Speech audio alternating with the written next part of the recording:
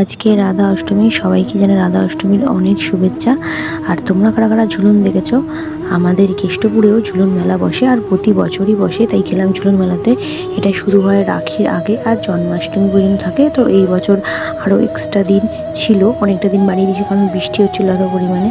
আর ওইখানে দেখতেই পেলে কত সুন্দর রাধা গোবিন্দ ঘুরছে, কত সুন্দর দোলায় দুলছে, আর এখানে অনেক জিনিসই করে।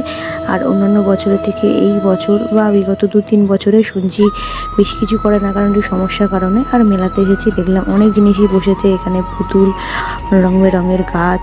এত বৃষ্টির কারণে নিচেই কাঠগুলো পেতে দিয়েছে। আর আমি আর আমার বৌদি গেছিলাম, বৌদি এখানে একটু হাই করে দিল।